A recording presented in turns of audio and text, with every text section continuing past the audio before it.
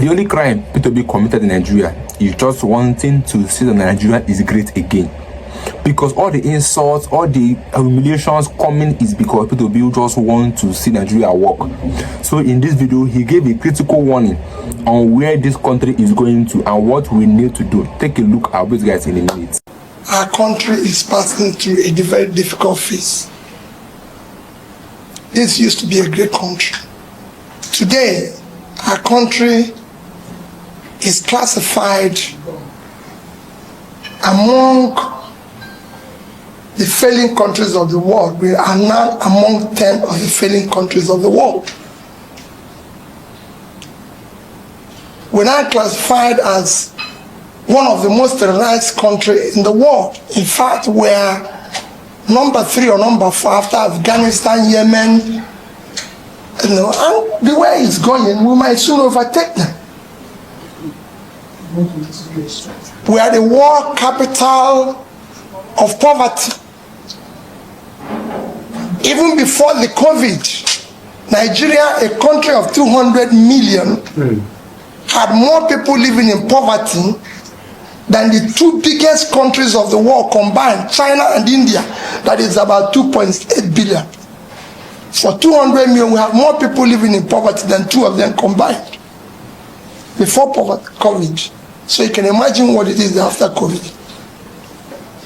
We have one of the highest unemployment rates in the world today. At 33%, which is the unemployment. By the time you combine the underemployment, we're about 55. And worse still, we have about 60% of these are the young ones who are the greatest assets of production and in their productive age, doing nothing.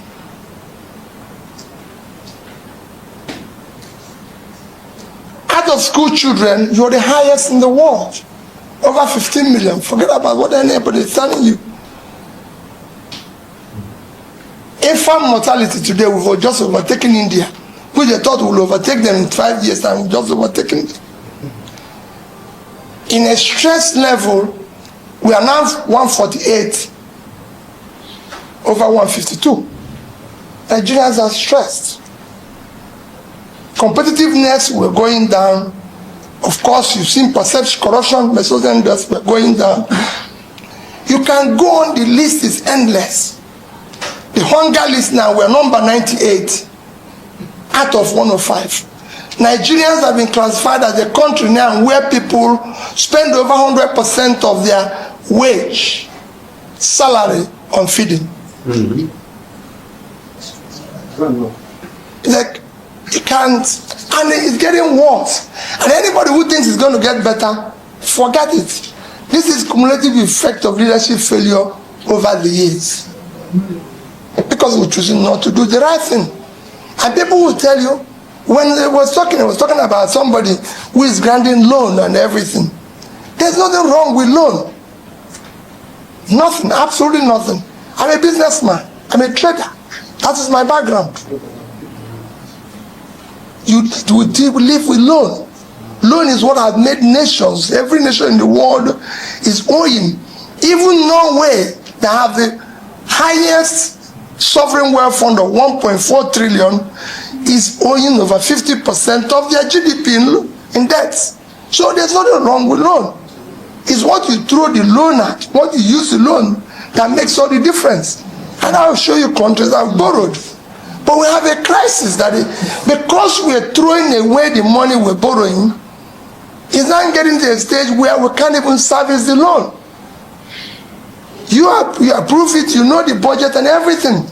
Last year alone in 2021, in the first 5 months of last year, as a nation we earned 1.1 trillion 847 billion naira.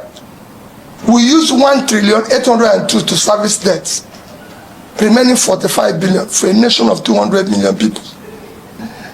In a short while, we will not be using 98% of our revenue to service debt.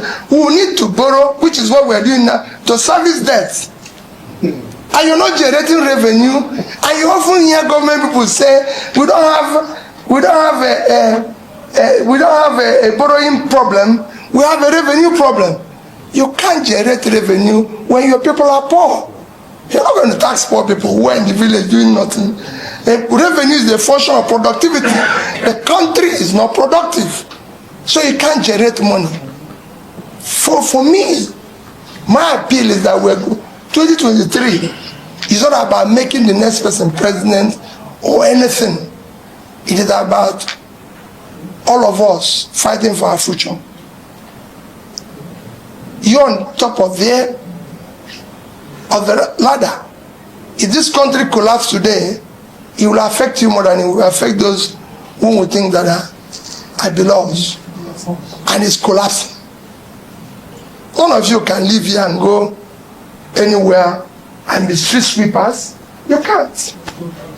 So we need to defend it. We need to do it. It happened to other nations.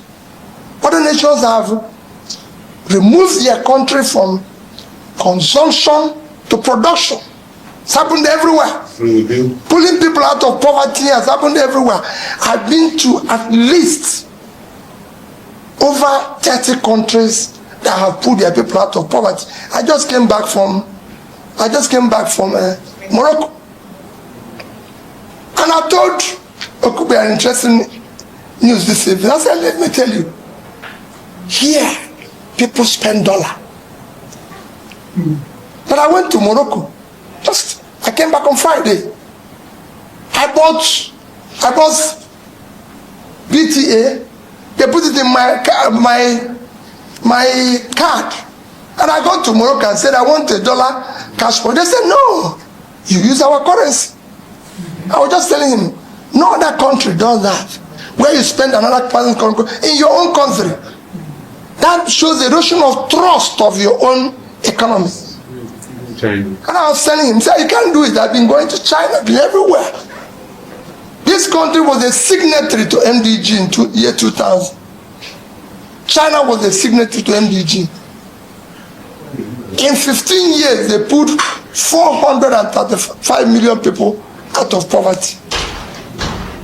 China in 1990 had 95% of their population living under poverty. Today they have less than 2%. So is Vietnam. They had about 90-something% living in poverty. Today they have 1.6. So is Bangladesh. They're going down. We talked about loan. Approve the loan. But what is the loan being used for? I was in Bangladesh in 2010. And I studied what they used to borrow money and everything. Bangladesh, as 2010, had a debt. The economy then was $115 billion with a debt of $45 billion, which is 36% of their debt. Their per capita was just about $708, about $700 in 2010. As at that time, Nigerian GDP was 375. Our per capita was $2,250. And our debt then was under $8 billion. Today, we were owing about the same thing. Today, our debts have moved. So, in the past 10 years, we lost 10% of our per capita, and we've borrowed about 7 to 10 times the amount we were owing then. So something is wrong. We threw away the money. It wasn't invested. It's not productive. It didn't help anybody. Bangladesh today have moved to a GDP of $335 billion with a per capita of $2,050. So they have moved 3 times their per capita.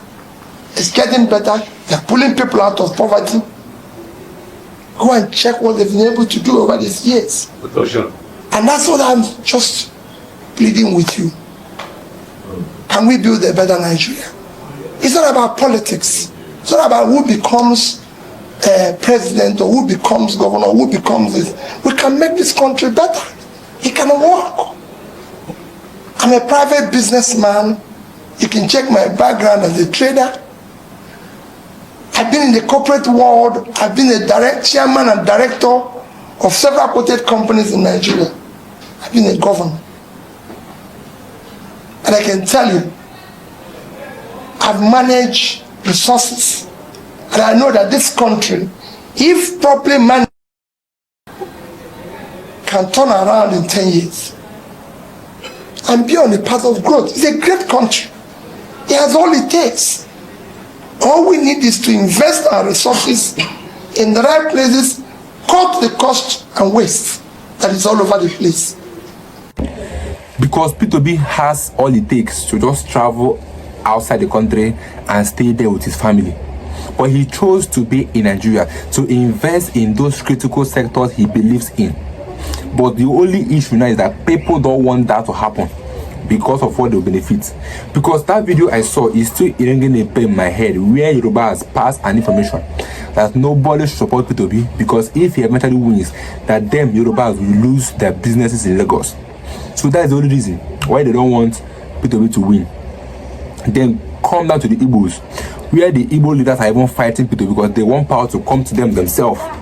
You see that in Nigeria, the main reason why Nigeria is not going to work, or it's very hard for Nigeria to work, is this level of selfishness in Nigeria. It's alarming, to be honest. Where everybody just wants everything to benefit them. They don't care who and who it does not benefit. So far, it benefits them. They are good. That is not what is classified as a leader. As a leader, it comes with sacrifice. And I believe it to be already knew that this is going to be, because becoming a savior comes with his own baggages. That's the gospel truth. Before you want to become a savior of anything, anywhere, any organization, any country, any state, it comes with a lot of things. So insults, accusations, humiliations, all these things are part of what it takes to be a savior. So P2B is trying to save Nigeria from the deep pit we are entering. And that's the only crime. That's why people can come and call him names. Imagine numerous names they've called P2B, they've called him Obi'S, they've called him numerous names just because he wants to see Nigeria work. You can see this video, he was talking from his heart. He's bleeding. He's not happy how Nigeria is going. So he's trying to bring up a suggestion, let's fix this country, but some people don't want to fix the country. So let me like guys to get your views in the comments section. I'll be guys in my next video.